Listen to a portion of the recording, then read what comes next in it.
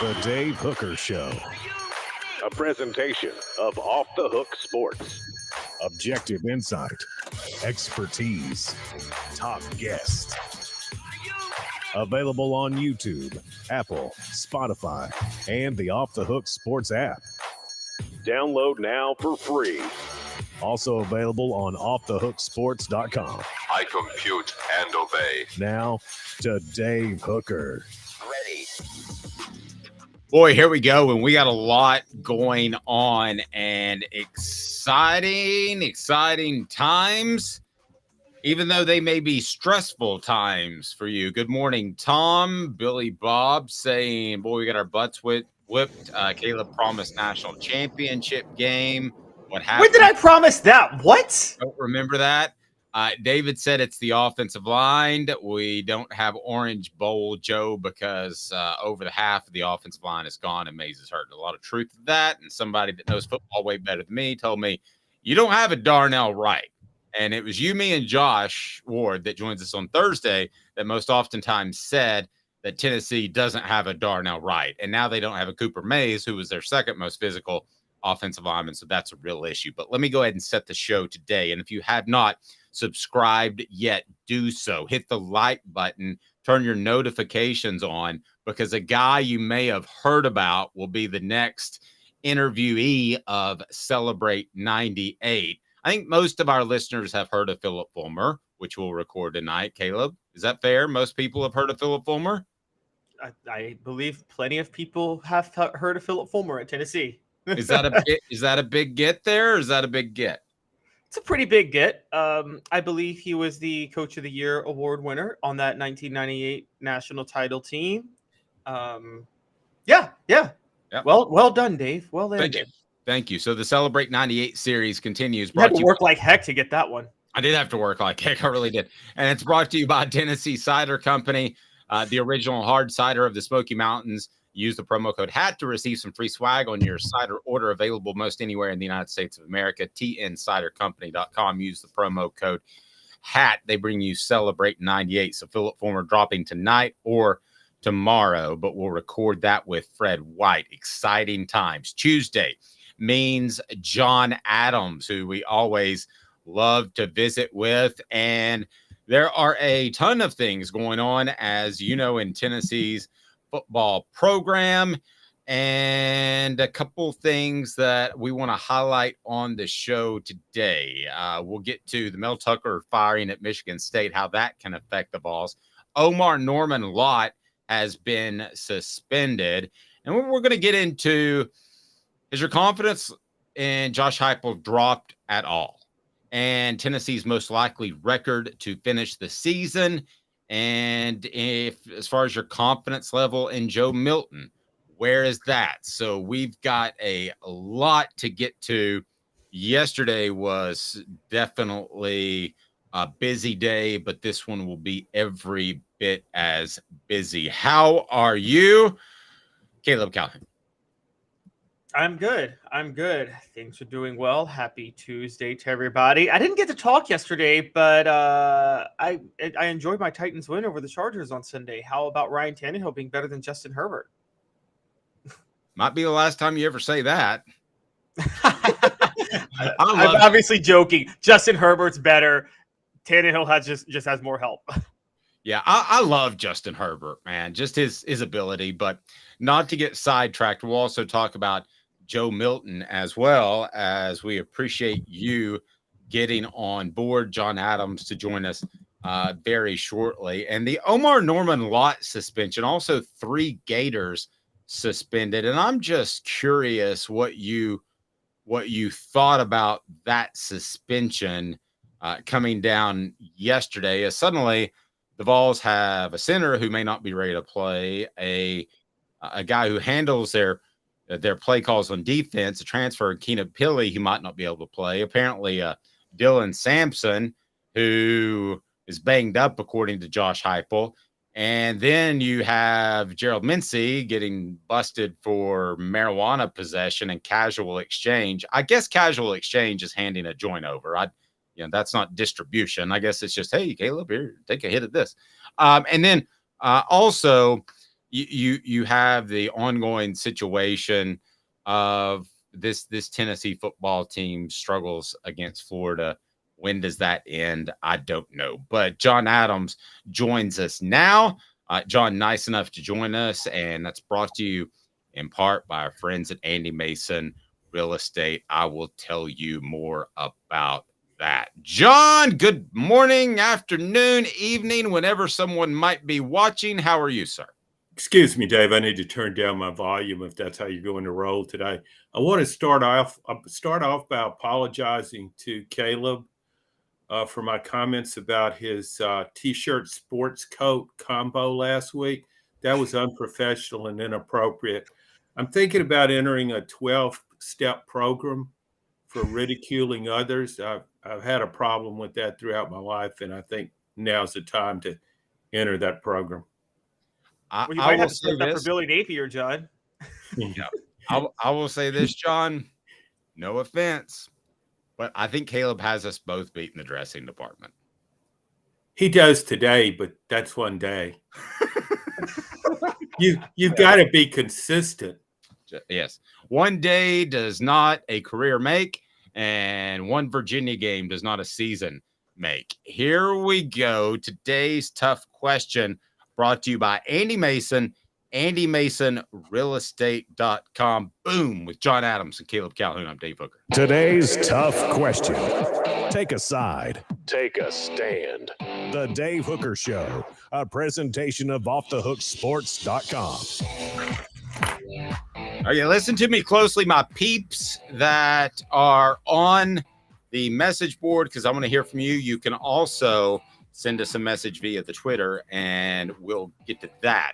Orange Blood says the incomparable John Adams, and he's right. So, and Mr. President, not that John Adams. All right, today's tough question, after what you have seen, is this Tennessee football team more likely to finish 7-5 or 9-3? Now, what I would like to ask you to do on the message board, because we have the best group of fans who are passionate yet still objective, I would like for you to pick one of those and tell me why, and we'll work you in to the conversation. So, John, I will start with you. This is kind of funny after, well, not funny. It's sad for a lot of fans, but I actually was thinking 10-2 or 8-4 before the Florida game.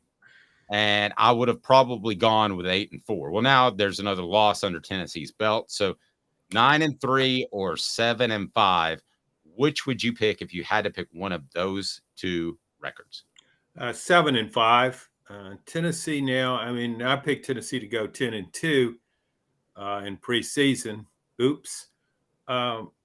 Problems at quarterback, offensive line, and secondary. That's a lot to overcome if you're trying to win 9 games. I just don't think Tennessee can pull it off. Caleb, 7-5 or 9-3?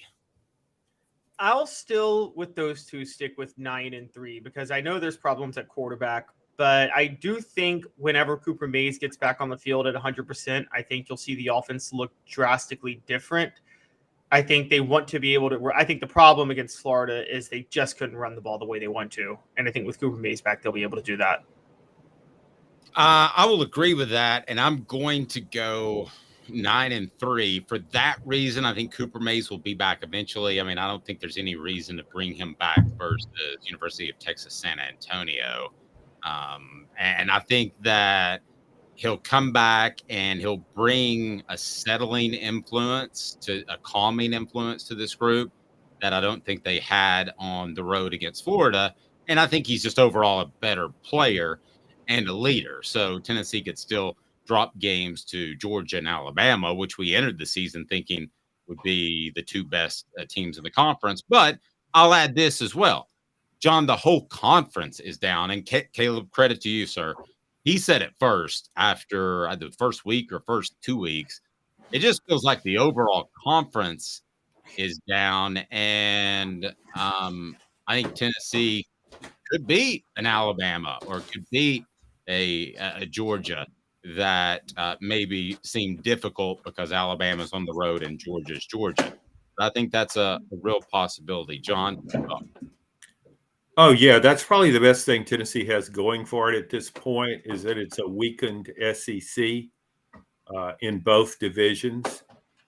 So, yeah, you would if Tennessee was playing well, you would certainly like its chances against Alabama or even Georgia, since that game's at Neyland Stadium. But Tennessee's not playing well, and it's not just one game. It's played bad games back to back now. Austin Peay. I think we wanted to maybe dismiss that as an aberration. You can do that. You say, well, Tennessee couldn't get up for an FCS opponent. It's looking ahead to Florida. But no, that was a precursor of what was to come. Tennessee struggled to put away Austin Peay, and that speaks volumes.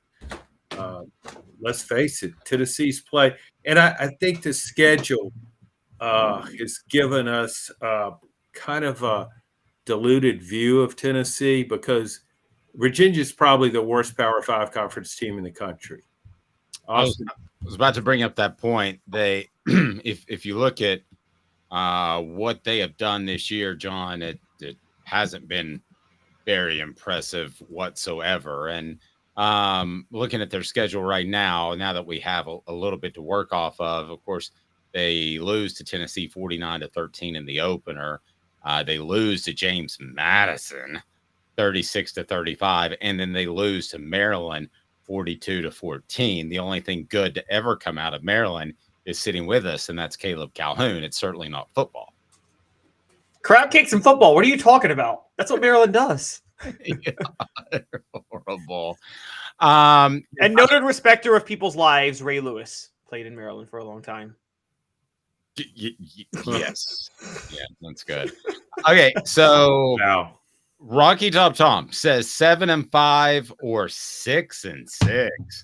Elias says 9-3 if we figure out how to scheme around the issues. Well, the issues are injuries. David says with Mays 9-3 without 7-5. And I've been around a couple of football teams that have had significant injuries. Caleb and I were talking about that this morning at our 3:45 a.m. production meeting.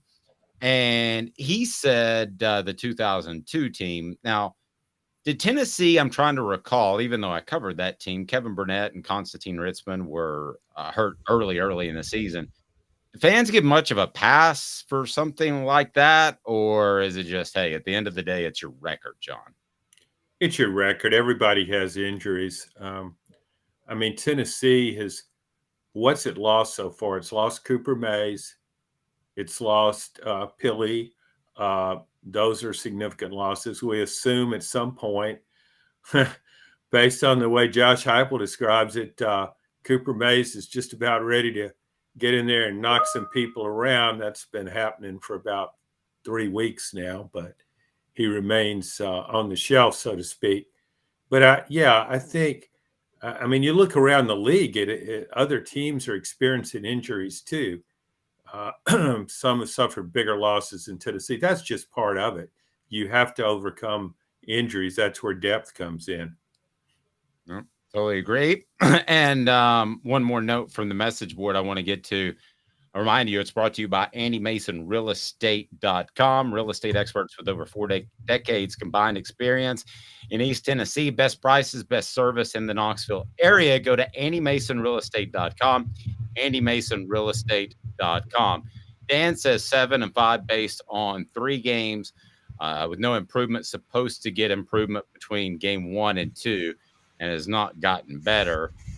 You could argue it got worse because, I mean, definitely. But again, Virginia is just so bad, it's hard to use them as any sort of barometer in one shape, form, or fashion. Makes me think of Craig Elo defending Michael Jordan on that jump shot. That's what the Cavs remind me of. All right. Let's change topics for a moment, if we may. And it's brought to you by Apex Apparel Group. And that is, John, I'm going to start with you. Very simply, have you lost any confidence in Josh Heupel as far as being one of the upper tier coaches in the nation? Definitely. The Florida game, I lost some confidence in him. I mean, going into this season, I consider him to be one of the best offensive coaches in college football. And that's based on his track record. You can't argue with that. You don't change that over a bad game in the swamp or even a struggling performance against Austin Peay. But I don't know what he was thinking in the second half. Obviously, he lost confidence in Joe Milton.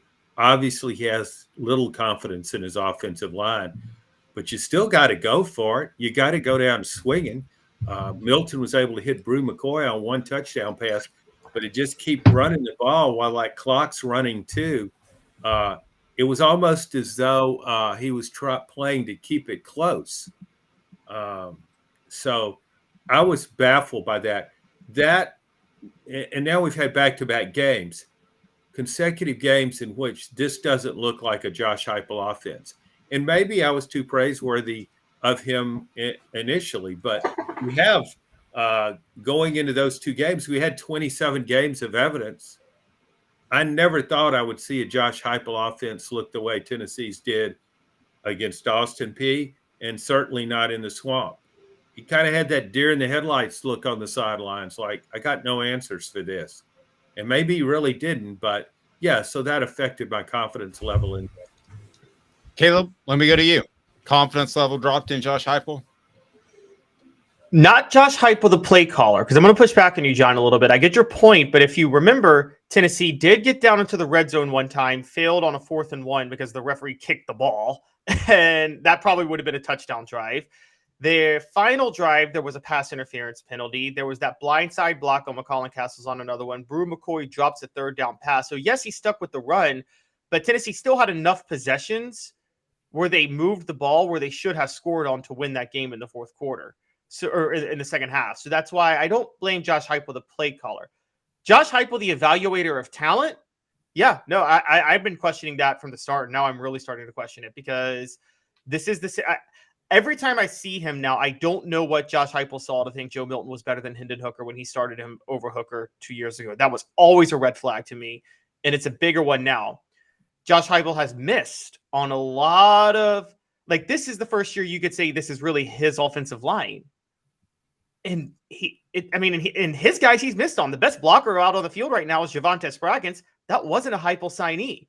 So I think the issue with Josh Heupel right now is I think Josh Heupel's missing on a lot of talent he's evaluating on the recruiting trail and in the transfer portal. Guys, I'm going to respectfully disagree with you both, and perhaps I'll sound like a homer. Fred's saying so ready for basketball season. Come on now, guys. There's still a lot to play for. Let's don't go there. But I've lost no confidence in Josh Heupel for this reason. I think innately he is going to be a great offensive mind. I don't think there's any question about that. I think he's stuck with a quarterback that's not a good fit. I will fault him for falling in love with him, just like Caleb said. But I had that same thought before the season started. So my confidence level has not dropped whatsoever in Josh Heupel. I will say this, guys. I think Cooper Mays and Keenan Pili, because of the way they were set to call the plays on both sides of the ball, are two of the worst guys you could have lost. I would argue you'd rather lose Joe Milton than you would either of those guys. And I don't really think Nico's ready to play, which we'll get to. But fellas, I don't know about giving a pass, so to speak, but I think Tennessee's able to run the ball against Florida if they've got Cooper Mays in there. Dan says Heupel did not get stupid overnight. John? I'm not saying he got stupid. I just pretty much thought he was invincible as a play caller and with his offense. Georgia could stop him, but Georgia's practically has an NFL defense, has had the past 2 years. But producing 30 points against Austin Peay, 16 in the swamp, that's not what I thought of Josh Heupel. I didn't even think that was possible. And maybe that was unrealistic on my part. But I hold him to a really high standard because I think he is such a great offensive coach. I still think he's a great offensive coach. I just think he doesn't know what to do with this offense, with the personnel he has. Yep. And to give a little bit of context, if you're new to the show, John was extremely high on Josh Heupel in the offseason. And I think we all were. It's just how high are we now? Be sure and hit that like and subscribe button. And I'm going to ask both of you guys, how far has it fallen, the confidence in Josh Heupel? Is it recoverable? And again, that's brought to you by our friends Campbell, Cunningham, Taylor, and Hahn. Enjoy life better when you see better. Local vision service for LASIK, cataract surgery, and regular eye examination. ccteyes.com, ccteyes.com. Great question by Dan. We all think that this is just Josh Heupel's offense, right? Yeah, it's Heupel's offense. Sure. Okay. What about Alex Golish? Hadn't done much at South Florida yet. And Joey Halsley stepping in. Is that cause for any sort of concern at this point, or do we still say Heupel's the guy? Caleb's shaking his head, so John, let me get your take first. No, it's Josh Heupel's offense. I mean, it's like in the olden days, criticizing Nick Saban's defensive coordinator. I think he's given up some of that responsibility in running a defense, but he was more involved with the defense earlier on. Didn't matter who the coordinator was; it was Nick Saban's defense. It's the same way with Josh Heupel. It's his offense. You give him the credit, then you got to give him the blame when things go awry. So I don't see Joey Halsley is a long time. He's been a part of Heupel's staff for quite a while now in a different role. Now, what we could have going on is maybe a slight disruption in the communication process. Halsley is in a little different role. That's a possibility. But overall, it's Josh Heupel's offense. As I said, we credit him. Then if things go south, you got to blame him too. Agreed. And I will say this. So if my confidence level has dropped a little bit in Josh Heupel, which I said it hasn't, but even if it has, I didn't have 100% confidence in Nick Saban before he won 6 championships at Alabama. And the reason was I thought there were times that he sat on leads in the second half, John. So no coach is perfect. I don't think anybody thought that Josh Heupel was perfect, but if your confidence level has dropped a little bit, I can certainly understand it. I mean, it hasn't for me, but I can't call you guys crazy for it. Well, I mean, I'm comparing him to Steve Spurrier. Oh, I've been comparing him to Steve Spurrier. Now, may I say this, John? In all fairness, Steve Spurrier fell in love. The 2001 game is a prime example. Tennessee fell too in love with throwing the football and putting up big numbers when he could have just throttled down and ran the football and won that game. Yeah, I mean, you can always find a game where somebody is not at the best, just as you can a player. Still, though, I just got back-to-back games, the way Tennessee's offense has looked. When I compare those 2 games to the previous 27 games, those games did not look like a Josh Heupel offense. If I didn't know this were Tennessee and this were Josh Heupel coaching, I would say, no, that's somebody else. It just didn't look like a Josh Heupel offense. Yep. Well, and let me push back on the Spurrier thing, though, for a minute, because just quick trivia for you guys. Spurrier's 3rd year at Florida was 1992 at Tennessee. Anybody want to guess how many points he scored at Tennessee that year? when he was at Duke? 7. No, when he was at Florida. 3rd year at Florida was 92. 14. They lost 31-14 in that rain-soaked game. A week later, he lost 30-6 to Mississippi State. So Steve Spurrier, the offensive genius, in his 3rd year, Florida was off to a 1-2 start and had scored 14 points and 6 points against Tennessee and Mississippi State. And by the way, Spurrier's first game at Tennessee, when he was with Florida, he scored 3 points and lost 45-3, 1990. The 92 game, some people will say that the greatest memory of that game is the Tennessee win, or Ernest Graham getting the running back for Florida getting cups thrown at him. I will say it was a surprise rain, and it wasn't supposed to rain. So a lot of the co-eds in the first game that I attended as a student were wearing white shirts. That was my greatest memory. I was like, this college thing, hell, this is for me. I mean, this is absolutely for me. I mean, I'll let John comment. I'll let John comment on that. Every young lady in the student section, and I was 18 at the time, so it's okay. But everybody wore white that day for some reason. It's like a wet T-shirt contest in the student. It was a whiteout, and more came out. Oh my gosh! I don't want to be a boob with that comment. 90 seconds, and we'll have. If your confidence level in Joe Milton after Clemson was a 10, what is it now? 90 seconds with John Adams and Caleb Calhoun. I'm Dave Hooker, Off the Hook Sports. Candace, I was really heavy into the drug culture. I was selling drugs. I was just constantly in pain. I was missing like a good support system in my life. Candace has given me everything that I need in order to successfully have a wonderful recovery, in order to have a life that I didn't even know was possible. And it's not just about me anymore, and I love that. I absolutely love it. You can take your life back. Call Cadis today. With all that sun, sand, and salt water, the beach is a very relaxing place. Unless you wear contacts. Ow! Open your eyes to the best the beach has to offer with LASIK vision correction from Campbell Cunningham Laser Center. Sports Treasures in North Knoxville is one of the South's largest sports cards and memorabilia dealers, featuring over 10 million sports cards from vintage to modern. Sports Treasures carries a full line of hobby boxes, singles, autographed memorabilia, Tennessee Vol collectibles, fan cave decorations, and so much more. See a museum full of collectibles at Sports Treasures, 4819 North Broadway in Fountain City, and Sports Treasures on Facebook. Sports Treasures, where the real sports fan goes to shop. You're listening to The Dave Hooker Show, a presentation of OffTheHookSports.com. The internet is full of pictures of each and every one of you. Available on YouTube, Apple, Spotify, and the Off the Hook Sports app.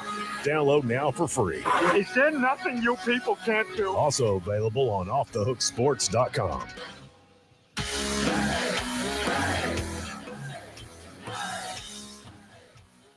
Do we have confidence issues? Maybe. It's certainly a question that is fair to ask. And we want to get to 4 downs right now. I want to remind you the premier hemp dispensary online is the Hemp House. Hemp House Chat, CHATT.com. The premier hemp dispensary online with a wide variety, great selection, and strict standards to ensure you only receive the best in CBD or Delta products. We had the Big Orange Crunch that we were going to offer 50% off, and that was after a Tennessee win. So that's full price this week, John. Thank you, Dave. We tried. We had a good idea. And then the trip to Florida happened. So maybe after UTSA, you can get the Big Orange Crunch at half off. We're talking Joe Milton. Confidence, yay or nay? Here we go. 4 downs is brought to you by Harold Group Security Solutions. 4 downs. 4 questions. 4 answers. The Dave Hooker Show. 4 Downs. A presentation of OffTheHookSports.com. Okay, this is all about Joe Milton.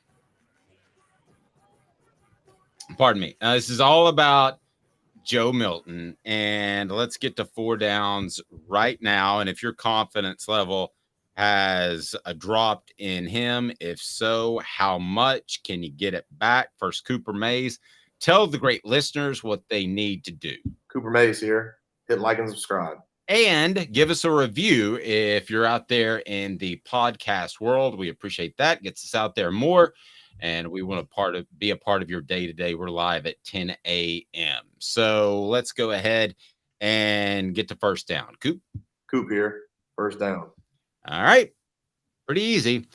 If your confidence in Joe Milton after the Clemson game was a 10, so I'm putting words in your mouth, what is your confidence level in Joe Milton now? Caleb, I'll begin with you. Well, if my confidence in Joe Milton's level was a 10 after the Clemson game, it would have been on a scale to 15. So it was never that high, but my confidence level I would say it's 6. It's 5 or 6. Joe Milton was never Hendon Hooker. I never considered him on the level of Hendon Hooker. I don't consider him on the level of the future with Nico Iamalaeva. I consider Joe Milton a guy who was going to miss on a lot of throws, and Tennessee a team that was going to have to play more ball control offense this year, which they're doing. They're just having trouble in some points consistently doing it because of untimely penalties and a few missed blocks by the interior. But Joe Milton's exactly what I kind of thought he would be. John, yours was a 10, I believe. If that's the case, correct me if I'm wrong. But if you're wrong, it wasn't a 10. Okay, what was it? I didn't even think about it. But I was more confident.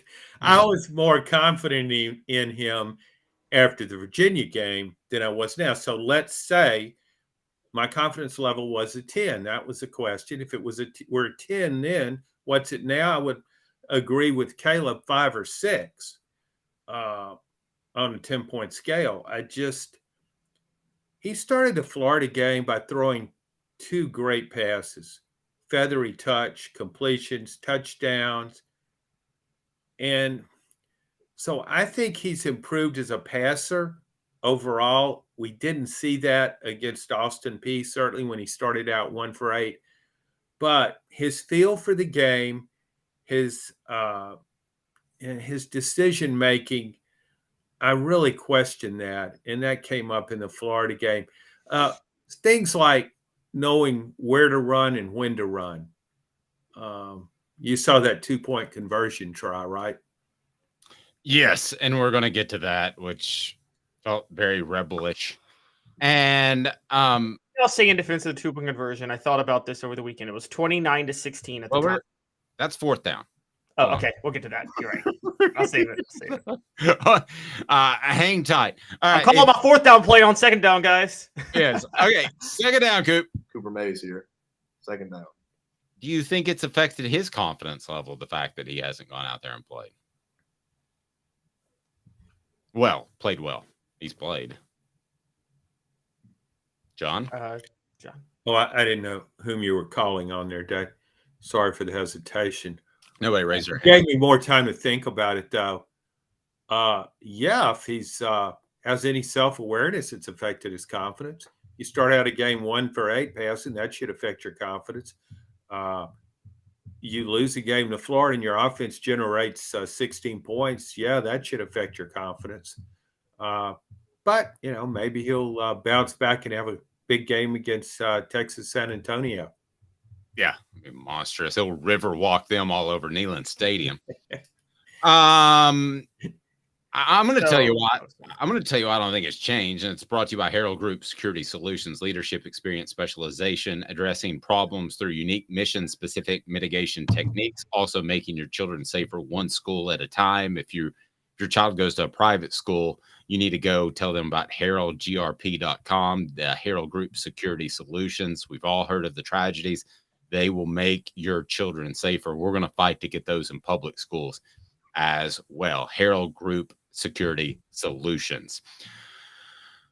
I don't think it's affected his confidence. And I went back after John and I discussed this topic, and I watched the press conference after the Florida games, and he said the same thing that Josh Heupel said on Monday. And that was like, oh, it's okay. It's all good. Just shooting ourselves in the foot. Everything's fine. And maybe that's tone deaf, or maybe he's right. We'll find out. But Caleb, I think he goes into this game against UTSA every bit as confident as when he was essentially given the starting role in January over the highly touted freshman Nico. I don't get the sense from a press conference setting that his confidence level is affected, even though it probably should be. I do. I think it is because, and it's not necessarily the throws, because I think John's right. The throws are much better now. He's put in a lot better touch. His command of the offense deteriorates when things go wrong a lot. And during the game, I'm with you. Yes. Like on a Tuesday or Wednesday leading up to the game, I think he's like, we got this. But Okay, but how is he going to respond to this one, though, when I don't lose in Florida? I just lost at Florida. I'm now playing from behind in the SEC East because I just lost at Florida. It's a totally different feel for his confidence. And I've been saying this for a long time. Ask the people at Michigan.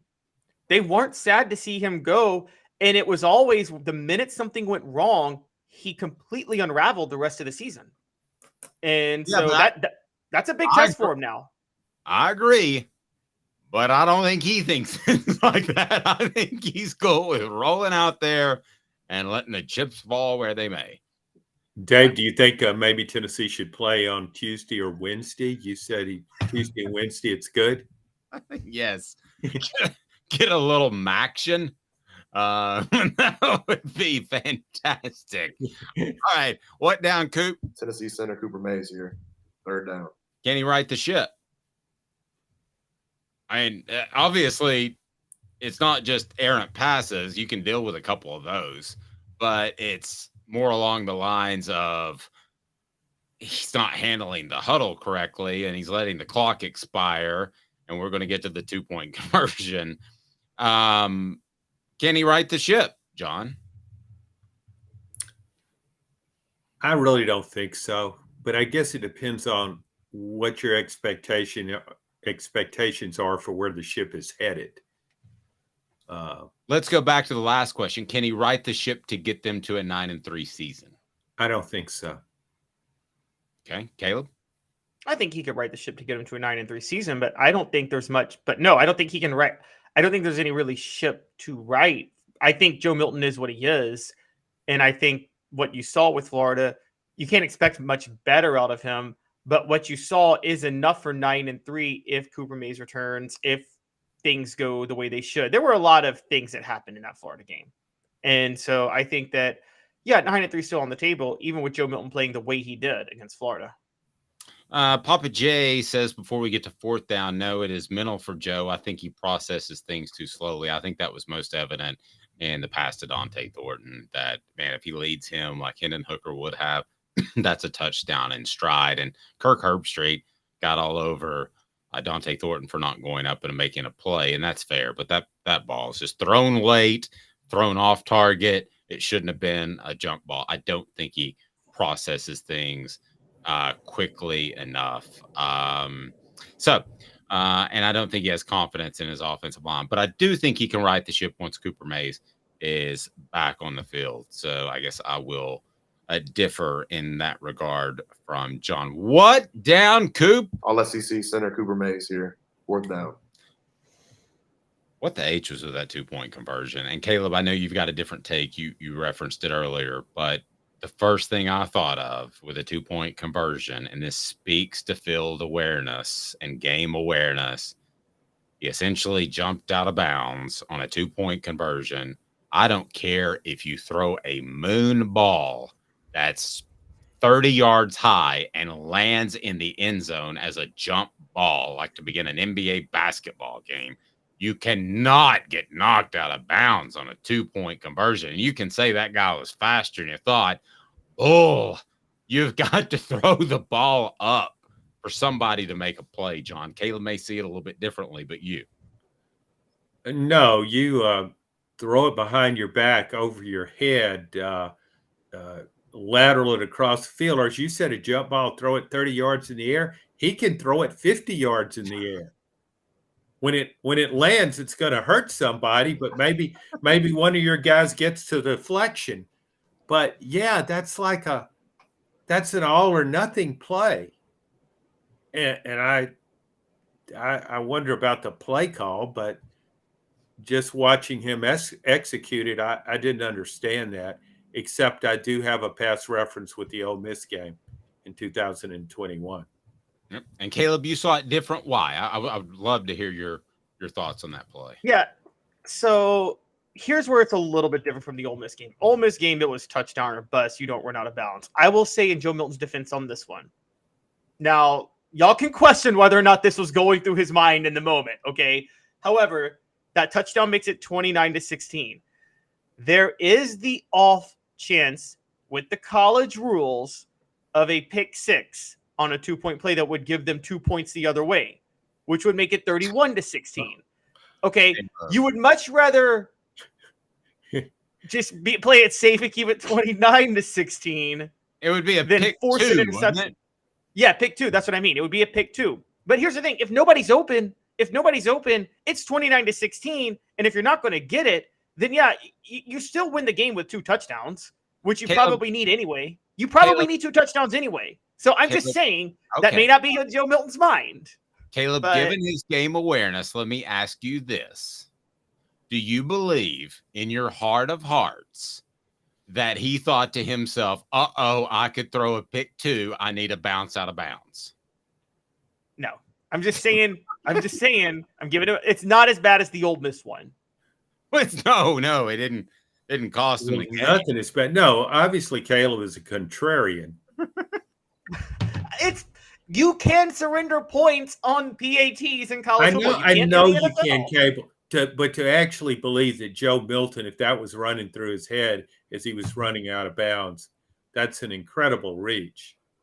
Was he really running out of bounds in the 2-point play there, or was he forced out of bounds? It wasn't like Ole Miss where he did run out of bounds. It seemed like he was trying to just run. Bad from a physical play standpoint, but it was very reminiscent. It seems like he was just trying to run for the 2-pointer, trying to force it in by running, and then he got forced out of bounds by the defense. Whereas with the Ole Miss one, he literally allowed himself to step out of bounds. All right, here we go. 4th down, and this should be. I love the way John's looking at me. We're not even on downs. We're on something completely different. So I want to change gears. John brought this up last night when we were talking, and the first thing I thought of is, what the H? What the? What was he thinking? Release the hounds. The Dave Hooker Show. Keep cool. A presentation of offthehooksports.com. And it's brought to you by Zen Sports. I'll tell you more about them here momentarily. John, when will Nico make his first start for Tennessee? What say you? And then I'll go to Caleb. I don't know the date on this game. You got a schedule in front of you? I will say UConn. Wow. That's a couple games away there, John. It's November, I think. Yes. November. I mean, you got to go play South Carolina. I'm sorry. So you're going to wait till the gauntlet of the SEC just terrorizes Tennessee and destroys them, and then they throw their hands up for the season? Yes. Yes. Okay. That's pretty much it, Cal. You read my mind and Joe Milton's mind. This is not difficult. I'm going the bowl game. I'm going the bowl game. And the reason I'm going the bowl game is they're not going to bench Milton. Milton's going to opt out at the end of the year to focus on the NFL draft and try to be next year's Anthony Richardson with his arm. And so they're going to start Nico in the bowl game. I don't think they want to start Nico. And I've said this from the start. You throw Nico out there now, you might give him a permanent career-ending injury because he just ain't big enough. And the offensive line is questionable, and you're facing SEC defensive linemen. So I think it's terrible for Nico and the future of Tennessee to throw him out there right now. Guys, it's going to be against the Mighty Mocs. And as Papa J says, smash that like button. It's going to be against the Mighty Mocs, the first game of 2024. And I'm sharing that based off every indication that I have gotten from my sources that this staff loves Joe Milton. As one person told me, they are not going to make a change barring an injury. It's just not going to happen. So I do not think that will be the case. Now, could he throw 4 interceptions in 3 straight games? Yes. But I think what you're going to see is you're going to see Tennessee not have the explosiveness down the field, average 6 yards per attempt as opposed to 8.5 they did last year. And they're going to kind of middle a little bit. Now, that doesn't mean they're going to middle in their schedule. They could still win a lot of games. But I do believe that there's serious concerns, as Caleb mentioned, about Nico's size.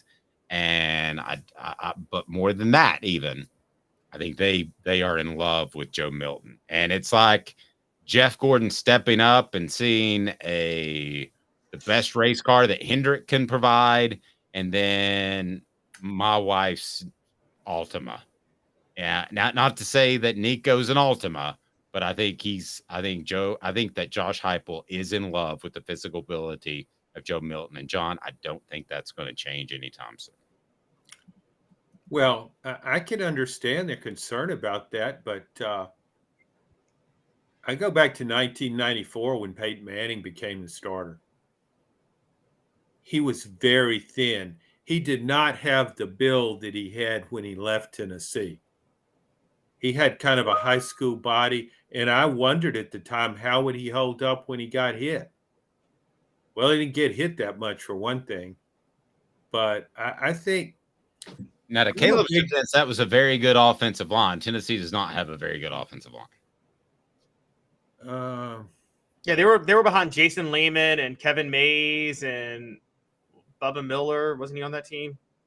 Bubba Miller was the defensive line, wasn't he? The 94 team did not have a great offensive line. Well, like 3 of those starters went on to the NFL. Because the 95 team, at least, Jay Graham set the rushing record in 95 behind that offensive line. Yeah, I know. But in 94, they struggled offensively at times. I just think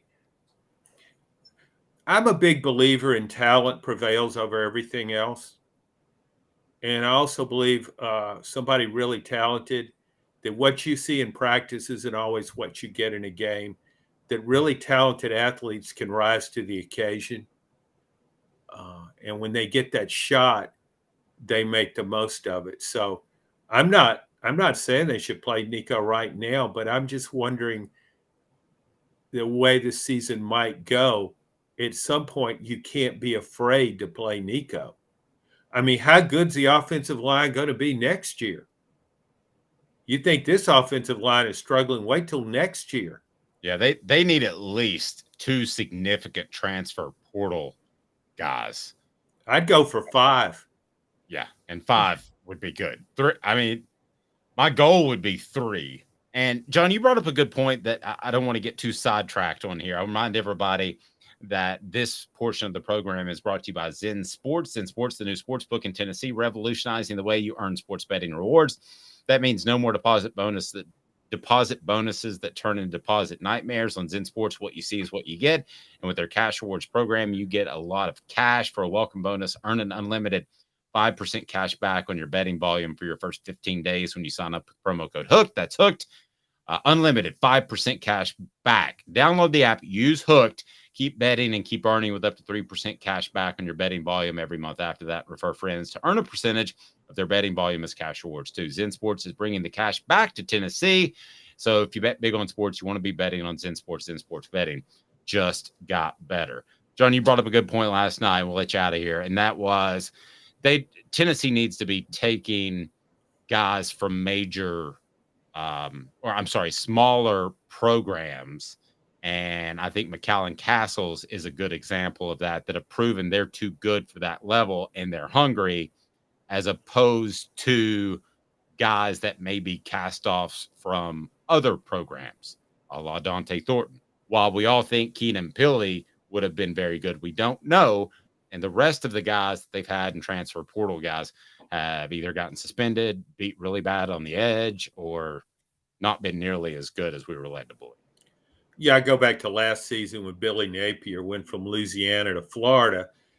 Osiris Torrance, offensive guard, went with him, and he was a 2-time all-conference player at Louisiana, and he moved over to Florida and continued to elevate his game, became an NFL draft pick. I like those guys because people that are productive at a lower level, linebackers who make a lot of tackles, receivers who make a lot of catches. You feel as though they're motivated. If they have to make that decision to go to a higher level of play, that tells me they believe they can. They're confident and they're very ambitious. Those are the kind of guys I like, as opposed. Now, if you can get a guy who's a proven player with a Power 5 conference school, sure. But if you get guys that are kind of shaky, you're not not certain of, you're more hopeful of what they might become, I would go the other route. John, I like to think of myself as the man, but how can I be the man when you're the man? Talk to you later, Dave. Thanks for having me on the show. John Adams of the Knoxville News Sentinel. But seriously, how do we follow your work before we get you out of here? KnoxNews.com, GoVolsExtra.com. Check out our SEC Unfiltered podcast with Blake Topmeyer. Yep, great stuff. That Blake Topmeyer, he's got some skills. Appreciate you. Take care, guys. He's John Adams. I'm Dave Hooker. We appreciate John joining us. And Omarr Norman-Lott suspended, as this roster is absolutely not what we thought it would be in late July, early August. I want to go through some of those things and why I think you should have a little bit more patience with Josh Heupel because of that and because the transfers have not worked out to this point. We can blame him for that, but I'm just telling you, I think he deserves a little bit of break. I got a feeling Caleb may disagree with me. I want your thoughts too. 2 minutes with Caleb. I'm Dave, Off the Hook Sports.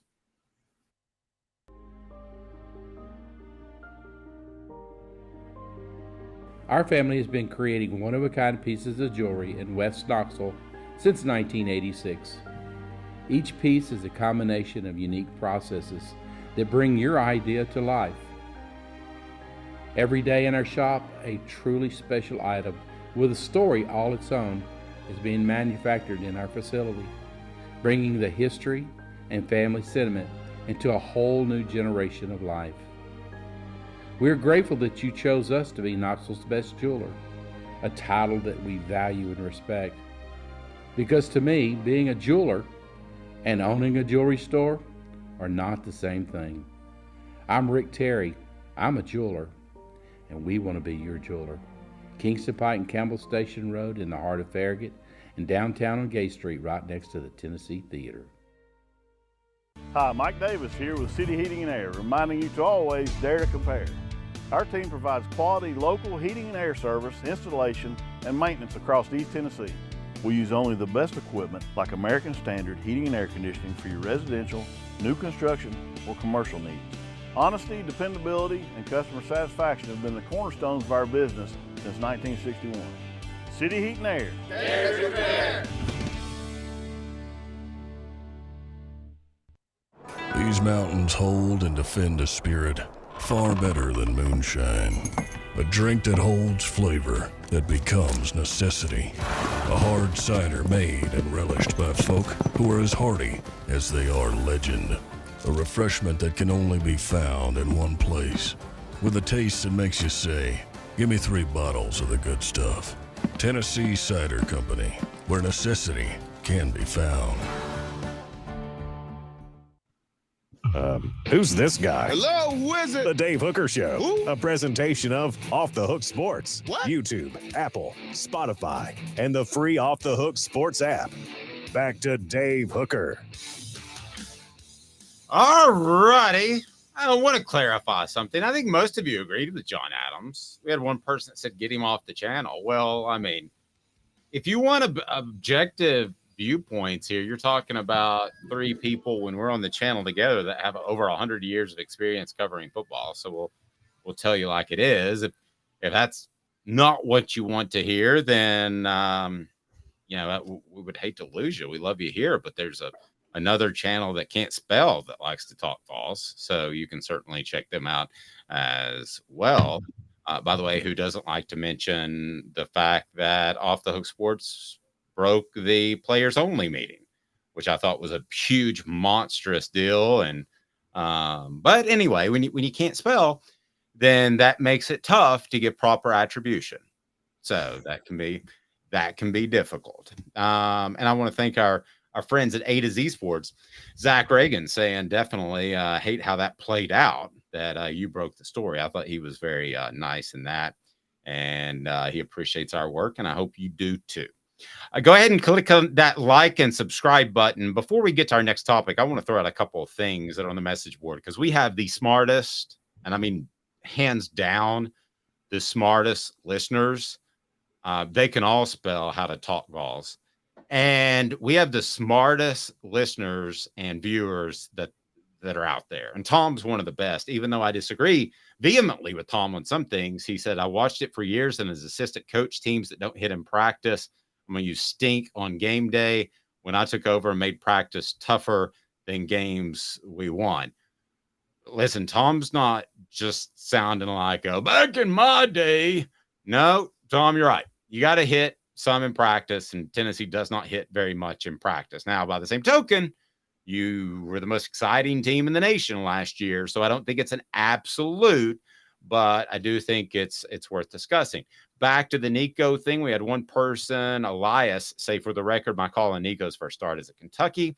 A Smoky Mountain Red says, I mean, if I had what I thought was a Ferrari in the garage, I would at least take it for a cruise and see what happens if my other cars kept breaking down. You only live once. If you don't take a chance to enjoy it, life's going to pass you by. I think it was Ferris Bueller that said that and took the Ferrari out of the garage. Very okay. How about this though? How about this? Because it's not about. Oh, it's not just about the. But he did wreck the Ferrari, Caleb. To your point about bringing Nico out. Yes, exactly. Because it's not okay. There's what the quarterback can do physically and where they are mentally, and the mental part is who's the driver of the car. For instance, if you have if Joe Milton's a BMW, well, there's some 75-year-old grandma driving the BMW right now. Okay, whereas if Hendon Hooker was an Altima, Jeff Gordon was driving the Altima. Like you would say, okay, a Ferrari, if Nico Iamalaeva is a Ferrari, well, he's still like the other intangible factors is like a 5-year-old child driving that Ferrari right now, okay? You don't want a 5-year-old child driving that Ferrari. You need somebody at about 21 or 23. I think our analogies are getting mixed up. To me, Josh Heupel and the coaching staff, they're the driver. The quarterback is the car. But nevertheless, now the post of the day, Travis says, doesn't matter who our quarterback is if our line play doesn't get better. That is absolutely right. So, running Hendon Hooker or Cooper Mays would have won that game yesterday, but you needed one of them. Ooh, good line. Could be a column in that for you. So one or the other, not necessarily both. Yeah, Hendon Hooker or Cooper Mays wins that game at Florida. Caleb continually surprises me. All right, so here's what we thought before the season started. We thought Tennessee had a good group of incoming transfer guys that were going to be able to have a major impact. So far, they have not had a major impact. And why wouldn't we have thought that with Brew McCoy? But now Omarr Norman-Lott has been suspended, and Dante Thornton has looked like just an okay receiver. He only had 20-some catches at Oregon. Did we get ahead of ourselves and too excited because he's big, fast, and can run? I mean, people talk about him like he's Randy Moss, and Randy Moss goes up and gets that pass against Florida, and it's a touchdown. So he ain't Randy Moss. I don't know that he's even all SEC or even close. John Campbell has gotten beat at times. Now, Dylan Sampson was banged up and didn't play. I wrote a column about this on offthehooksports.com, and I'd love for you to check it out. This roster with the Peely and Mays injury is just not what it was perceived to be.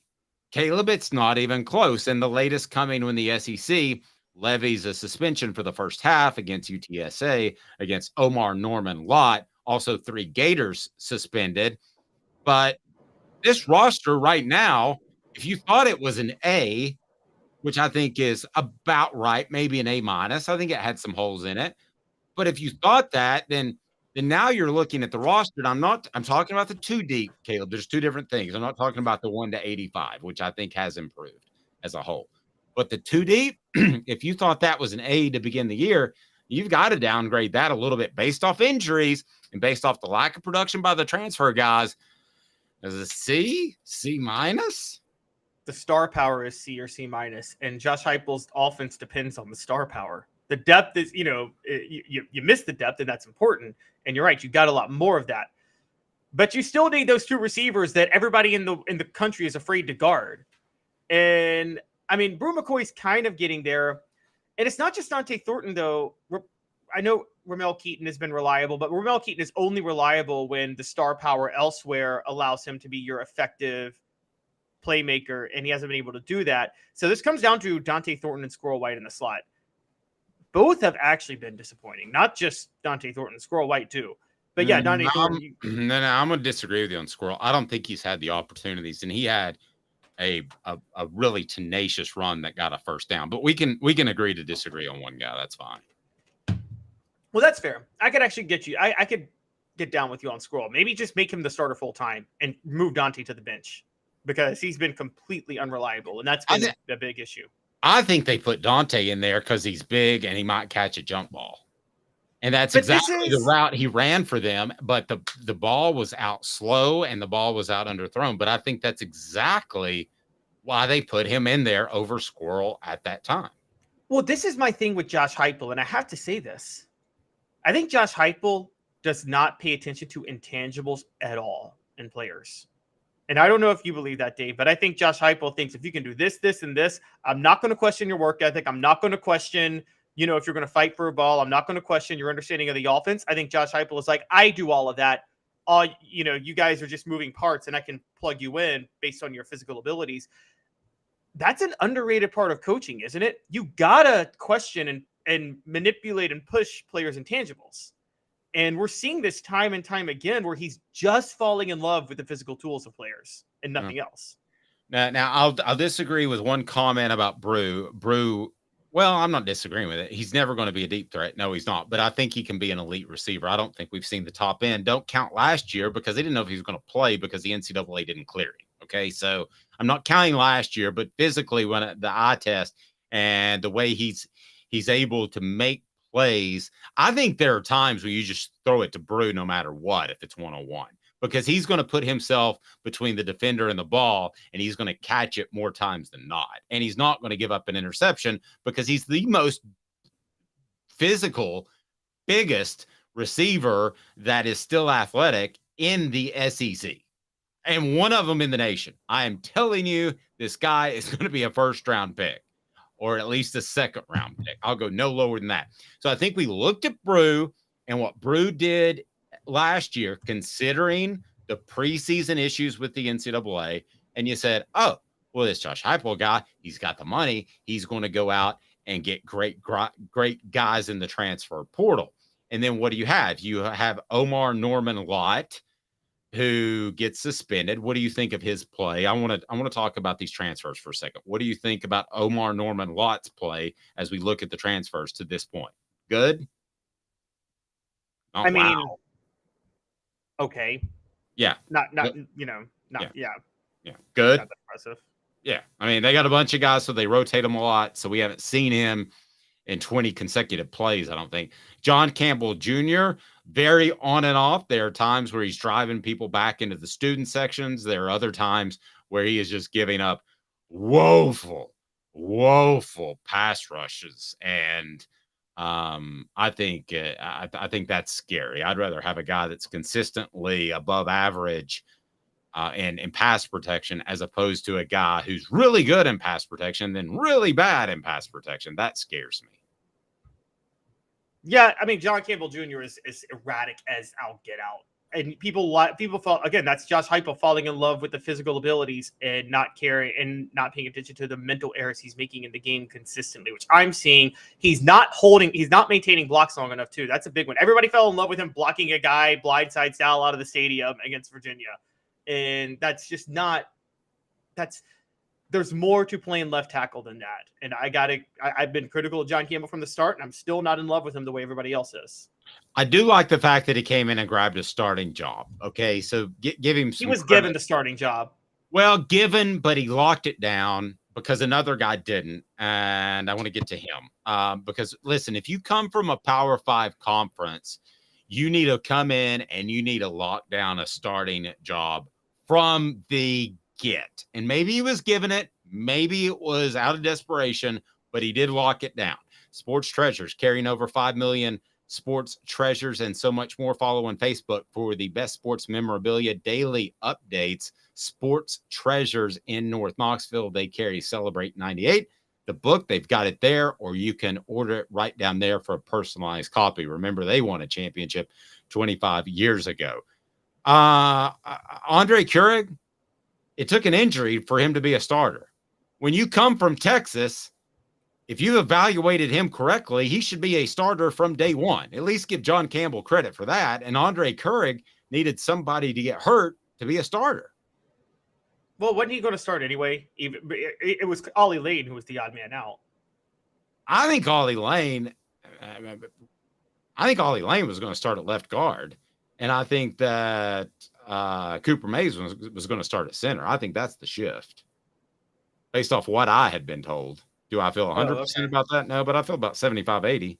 Ollie's a reliable blocker. That works out because he just makes a lot of mental errors at center sometimes, which we saw with Florida right by the crowd. Is he a reliable blocker? I think at guard. Yeah. Not at center. Oh, at guard. Agreed. Okay. He looked very good against Virginia and really even Austin Peay. There was a push, but we now know how bad they are. Keenan Pili, incomplete. We don't know how good he would have been, but man, the reviews were all fantastic. Charles Campbell at kicker, fine. Judy Lally. Yeah, I was going to get to the two that I like. The two that I like are Gabe Judy Lawley. And the reason I like Gabe Judy Lawley is because I think that, I think that he came in with a mindset of I can play whatever position you need me to play, and I give you depth in a place where you need depth. So those were my expectations for him.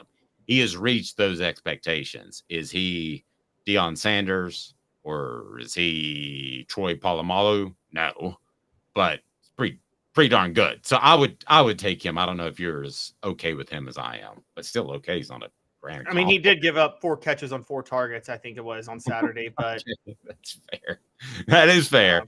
And then who's the superstar out of the group? It's McCallan Castles. Now, what does he have in common with, or not in common with, any of these dudes? Okay, so the position players, I'm going to take Campbell out of this.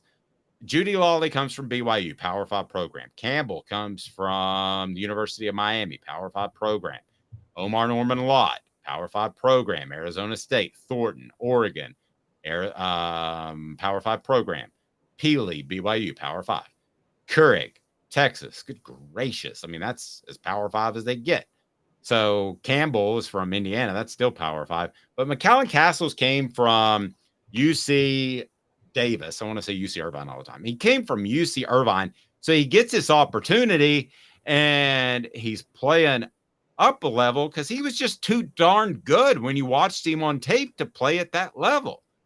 I'm not saying these other guys are cast-offs, but they weren't so incredibly good that Texas, who has all the money in the world, said, we're going to come up with an NIL deal to keep you, Andre Keurig. We're not letting you go. They didn't do that. No, I said this last year. Most Power 5 transfers are transfers because they couldn't play where they were at. Again, you don't usually get your Hendon Hookers of the world who were just playing under a terrible, terrible coaching staff. And quarterbacks are a little bit different anyway, and it depends on when quarterbacks transfer. You're right. Go for the smaller guys because that's the guys that were misevaluated at different levels. And I think that's a much better help for you. So let me get your thoughts on the Norman-Lott suspension. And you've studied the end of that game. Just so you guys know, unless it's a really close game, at the end of the game, Caleb and I are absolutely hustling to get articles up on offthehooksports.com and have the big wrap show brought to you by Herald Group Security Solutions and the Hemp House. So we got a lot going on, but Caleb's gone back and studied that. And your thoughts on the suspension, brought to you by Rick Terry Jewelry Designs. We want to be your jeweler looking for affordable game day jewelry. How about the Fire Opals? And check out Rick Terry Jewelry Design. Just go to rickterryjewelry.com. A Tennessee tradition, those Fire Opals, orange and gorgeous, and they're affordable. Get them for your loved one. Your thoughts on the Norman-Lott suspension? He shouldn't be suspended at all. He didn't even throw a punch. He's suspended because of that hit on Graham Mertz at the very end. There were like 9 seconds left. That's not enough time to take a knee. That's natural to like try to force a fumble if they're rolling back. Now, yeah, it's a penalty because Mertz lowered his head, and because of that, Norman-Lott did accidentally hit his helmet when he was trying to like knock him to the ground to force a fumble. But it wasn't anything to warrant a suspension. So it was stupid. He shouldn't be suspended. And I'm standing by that. 2 guys shoved him after that from Florida. Suspend them. And by the way, they got a completely right to suspend 3 Florida players and 1 Tennessee player, and Norman-Lott being the only one. But they shouldn't have even suspended Norman-Lott. Nobody from Tennessee threw a punch. Go back and watch the tape. Not one person threw a punch at the end of that game from Tennessee. And that's the thing that annoys me about the SEC is they're trying to make a statement that Norman-Lott shouldn't have started this by his tackle on Graham Mertz. Well, that's stupid. Okay? You're trying to do a false equivalency, SEC. Norman-Lott did nothing wrong. He should not be suspended. It was all Florida players throwing the punches. This would be like after the Malice at the Palace in 2004, when Artest went into the stands and beat up a fan. This would be like the NBA saying, well, we have to suspend Ben Wallace as long as we suspended Ron Artest because Ben Wallace technically started the fight. That doesn't matter. It's about what's proportional in that moment. And Norman-Lott just maybe laid a penalty-worthy hit at the end of a game. He didn't throw any punches after the game. So it is stupid to suspend him, and this is the SEC trying to be diplomatic and democratic in the process. Yeah, I don't think you can suspend 3 players on one team and not one on the other. I think if it was just one player for Florida, you would say, oh, that's just one player for Florida. I think the fact that you had 3 players suspended for Florida, you felt like you had to throw a Gator in there. And also, Mel Tucker fired at Michigan State. Say something intriguing while I clear my throat. Michigan State has told Mel Tucker they intend to fire him. Yes. Basically. I thought you were going to say something intriguing since I said say something intriguing. Well, no, I'm just going to say. You could have just responded with something. John used to do that to me. I'd say something interesting while I clear my throat, and he'd say something interesting. Mel Tucker's been told by Michigan State he is going to get fired. And part of a phone sex scandal that was not very Spartan-like. Instead of "we are Sparta," Mel Tucker would pick up the phone and say, "we are sexting."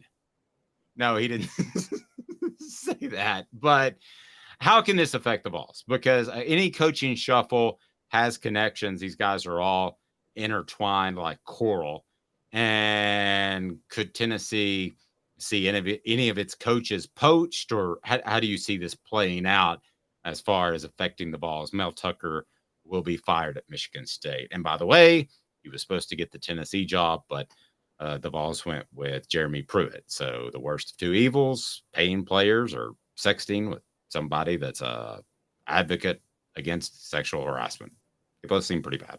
Go ahead, Kevin. Tim Banks, I could see being targeted for this job, maybe as an assistant, not a head coach. A couple other guys connected, but the way it really affects. Can I stop you there for a second? Why not head coach? I don't think. I think Michigan's. No, I think Tim Banks could start a career as a head coach, but I think right now, given his resume, it'd be a smaller Group of 5 program first. I don't think a Power 5 program that was a top 10 program 2 years ago is going to give him a head coaching job just yet. I don't think he's at that level with his resume. Fair, and I don't think that Michigan State. I'm gonna disagree with you and agree with you at the same time. I think he's worthy of that type of job, like right now. And the resume should be a little bit bigger. I agree, but I'll tell you this: I don't think they would go down the path of a defensive coach after they just got kind of burned by one with Mel Tucker. I think they might, because again, Mark D'Antonio, I think D'Antonio was an offensive mind, but you know those offensive coaches that run the program like a defensive program because they're more physical, tough. I mean, Fulmer was that way. Fulmer's an offensive coach, but he ran more of a program from a defensive mindset, I would say. You know, toughness, physicality, all of that. I think Mark Stoops is a very, very, very high quality candidate for this job. And I think Tennessee fans should be rooting for that left and right, because Kentucky is only as good as a coach like Mark Stoops can make them. And he's a one in a half century. The other one was Paul Bear Bryant. Yes, Mark Stoops and Bear Bryant. That's it. That's all you got. And I actually thought Rich Brooks was a very good coach at Kentucky. He maxed out, but Mark Stoops has taken it to another level, which was incredible. Hal Mummy was good, hasn't done what Mark Stoops has done. So, yeah, Mark Stoops, if he can do this at Kentucky, what he's been doing, Tennessee fans should want Stoops out of there now. Because, look, they're still going to beat Kentucky regularly, but right now it's still a game you actually have to prepare for, and you can't just fall out of bed and win. And you don't want to have to deal with that in the future. So Tennessee should want Michigan State right now to go after Kentucky and Mark Stoops. So should Florida. So should the rest of the SEC. Because you already have it outside of this year, Dave. The SEC is a grind on its own. You don't want to have to you don't want Kentucky to have to be one of those teams you have to worry about given the rest of your SEC slate.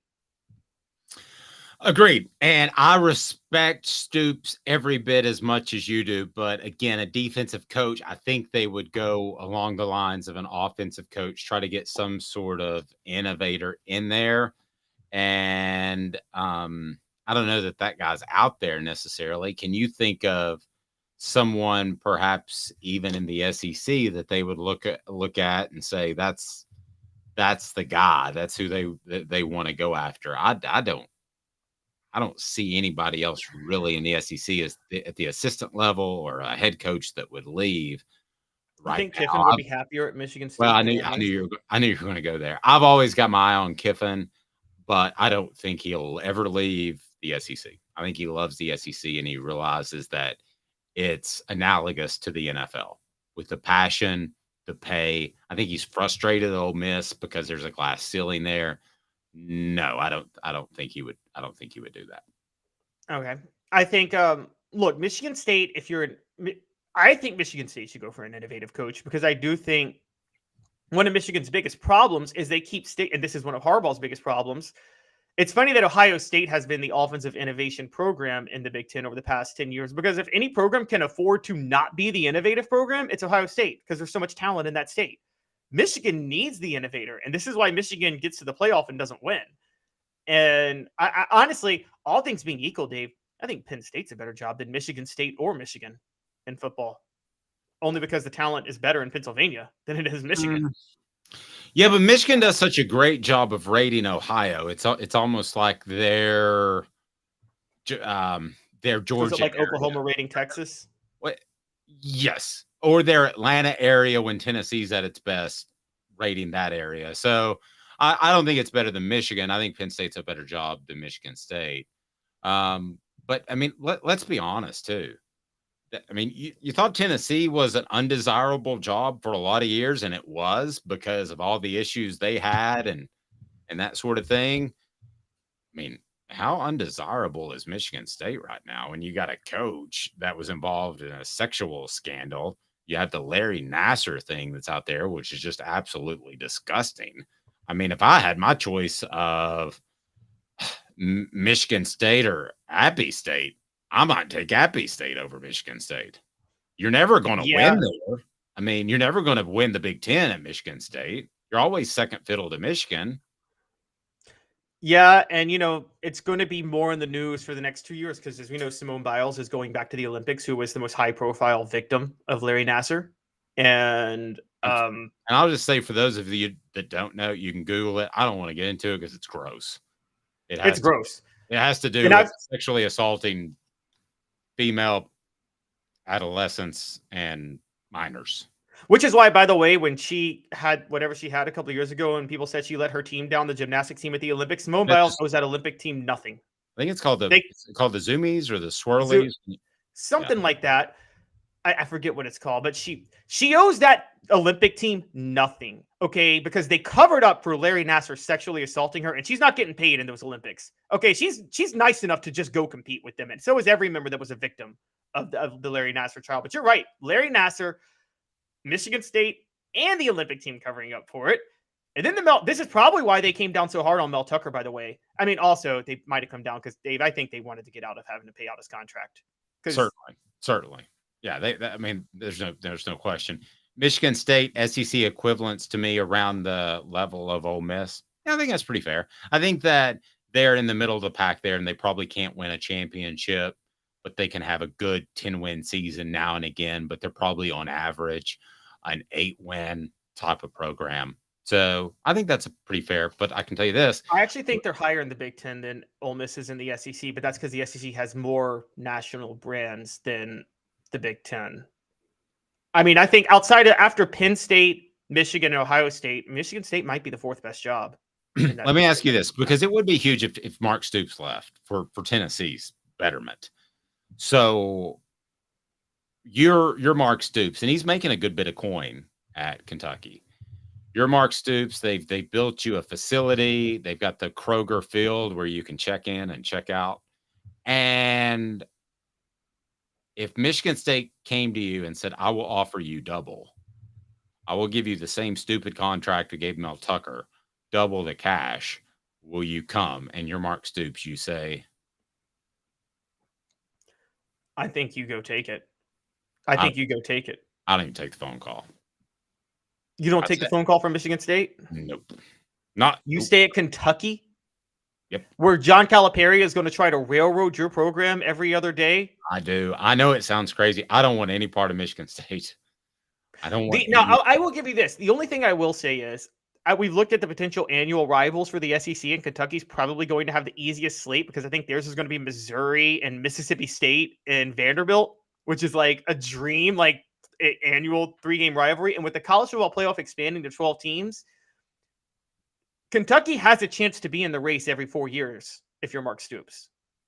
I think Mark Stoops is going to be the front end of a trend here before long because it's all offense right now. And he's a defensive coach who's done a good job at Kentucky running a program. And I think that if let's say a Colorado came to him and said, we're going to give you the money to hire the assistant coaches you need, I think he could have very, very good success and get approached by a big-time program. I'm talking about a top 3rd Power 5 program, which is Power 3 now or whatever the heck it is. Well, that's what the Big Ten is trying right now with Luke Fickell at Wisconsin. And I don't know if it's going to last or not, but because Luke Fickell's having, I think, a bad first year. But Luke Fickell did that at Cincinnati and got them to the playoff. The problem with Luke Fickell is he just seems to have trouble making up his mind. He's Caleb Calhoun. I'm Dave Hooker, Off the Hook Sports, every weekday at 10 a.m. Caleb, I saw you roll your eyes at that one. Have a fantastic day, evening, morning, whenever you're watching. We're on all the platforms. Turn the notifications on. Please give us a review. We greatly appreciate that. For Caleb, I'm Dave.